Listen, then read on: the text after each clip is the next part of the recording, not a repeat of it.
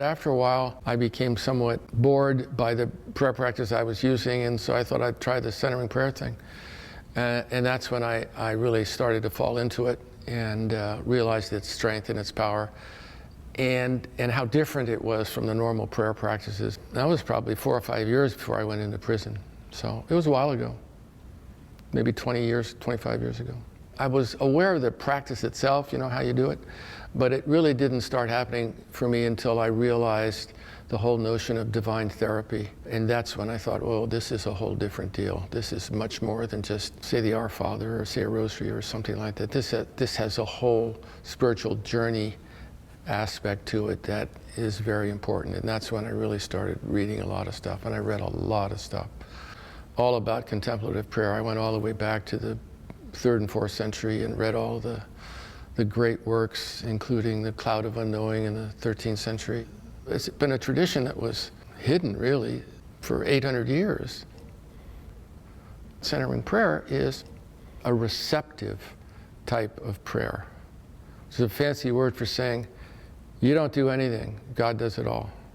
Most prayer is not receptive. Most prayer is concentrative, where you say, help Aunt Sally, or help my wife, or help my kids. Whereas this is a whole different point of view, fundamentally different point of view. It's holding still in silence.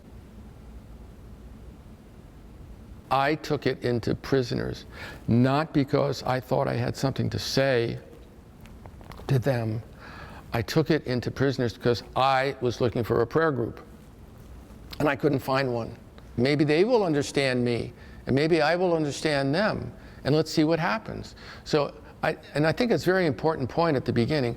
If you come in because you really think you're going to teach them something, you got to be really careful about that, because it presumes that they don't know anything, first of all, which is usually not true, and it also presumes that you know something, which also may not be true. So you really have to go in with sort of an open disposition about what am I going to find here, and what mutually can we explore that will help each other, right? So I did that for, I don't know, 6 or 7 years, and I found it to be exhilaratingly challenging and, you know, all that kind of stuff. And then I ran into what I discovered was, and I choose these terms carefully, the major obstacle to development on a spiritual path, and it is shame. I'm not talking about the shame you feel when you did something wrong. Yeah, I should not have talked to my wife that way, or, you know, I should have gone to church, you know, I feel guilty and I feel ashamed. No. I'm talking about something that's so deep that it's toxic to your personality, so we call it toxic shame. I didn't invent that term, but it's a term that's sufficiently different from regular shame that it requires a whole different approach.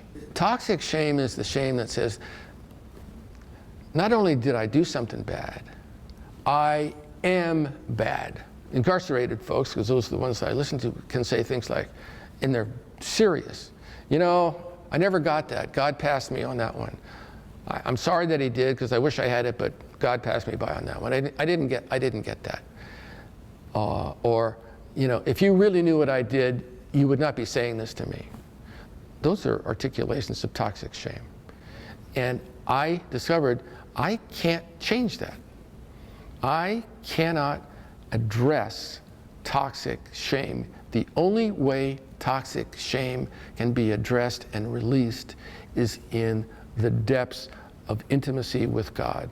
Because on that deep level, it's way beyond the head, way beyond willpower. On that deep level, God comes in gently and tenderly and slowly and starts massaging that person at that very deep level until they start saying things like, I guess I'm not the worst person in the world, you know? This enormous poison, this toxic poison that prevents people from being who they really are, who they were really meant to be, is somehow or another being addressed. And so I decided, well, you know, I'm going to take a chance. But I was afraid. I was afraid that they were going to say, oh, you know, you're a fraud. It's my own fear, and, you know, as a matter of fact, it's just the opposite. incarcerated folks, men and women, are so grateful that you're willing to come in and talk about this stuff in an unadulterated form. What you have to be is, as much as you can be, a real person who doesn't know all the answers, who's afraid, who's got shame, who's got toxic shame, and simply be present. And then you realize the powerfulness of that prayer, because the Spirit, and that's the only and best word we can use, fills that void. So it's not a proselytizing thing.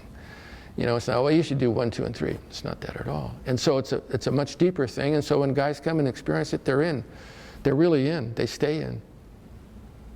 And then they help each other. Prisoners help each other.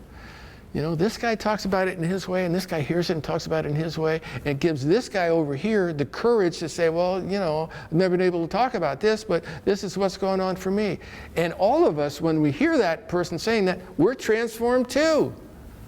Now, how do you figure that? Well, you figure that because that's the way, I believe anyway, that's the way God's Spirit works.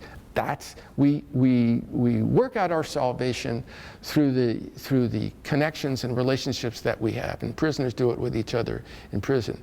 And as a volunteer, let me tell you, it's a wondrous, wondrous, inspiring thing to watch it happen right before your very eyes.